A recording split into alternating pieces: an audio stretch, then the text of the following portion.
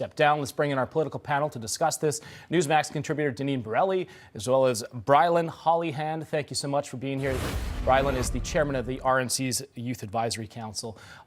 First off, Deneen, your reaction here to Mark Halpern's reporting.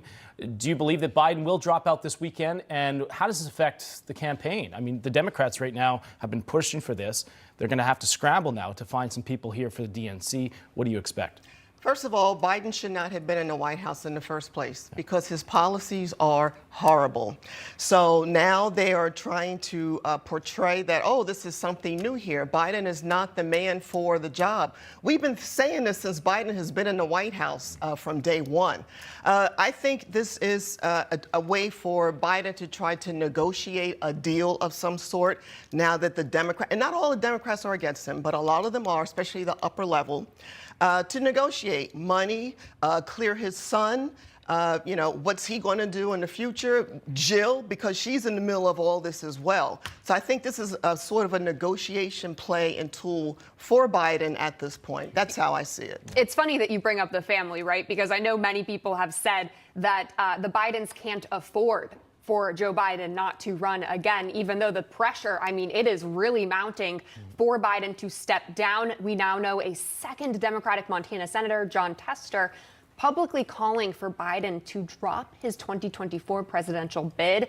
And this Representative Jamie Raskin, the top Democrat on the House Oversight Committee, writing a personal letter to Biden earlier this month, privately encouraging the president to step aside and making his argument with comparisons to George Washington and Red Sox pitching great Pedro Martinez. Now, the letter saying in part, there's no shame in taking a well-deserved bow to the overflowing appreciation of the crowd when your arm is tired out and there is real danger for the team in ignoring the statistics.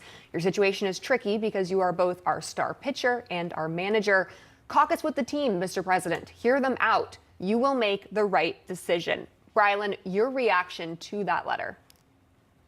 Yeah, so as Dems continue to be in disarray, Republicans continue to be united. We saw that last night with President Trump's GOP convention speech. That was an hour and a half of sharing unity, of not even mentioning Biden's name, of making sure that we were all on the same page.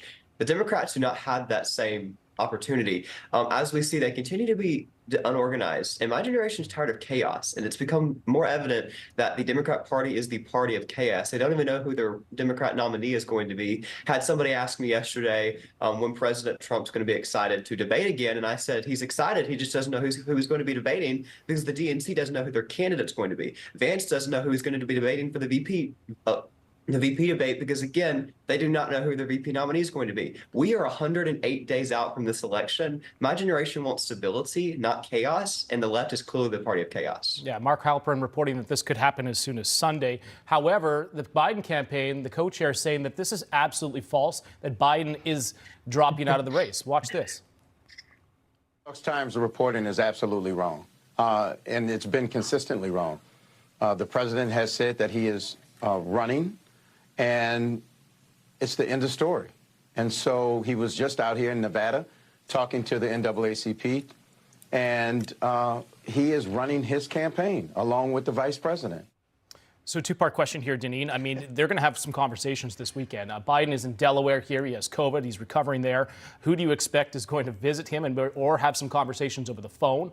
And then the other part is, if this reporting is accurate, why is he not endorsing Vice President Kamala Harris? Yeah, all this is clear as mud, right? So Biden is all over the map. I see that at this point. Is this facts? Are these information that's being dripped and leaked from both sides of the camp, whether it's the Biden side or those who want him to exit stage left? There's a lot of moving parts going on here. Will we really know what the truth is? Probably not until Election Day or if things unfold prior to the DNC's convention. I've been thinking about this a lot this morning, right? Because leading up to President Donald Trump being chosen as the nominee, It really seemed like it was the Republican Party that was feeling a lot of divide. You know, there were so many candidates. Now the tables really have turned. So great conversation, Deneen Borelli and Brilyn Hollyhand. Thank you for coming on. Appreciate it. All right, coming up next here, we're going to have some more coverage of the Republican National Convention, but also tune in tomorrow as Vice President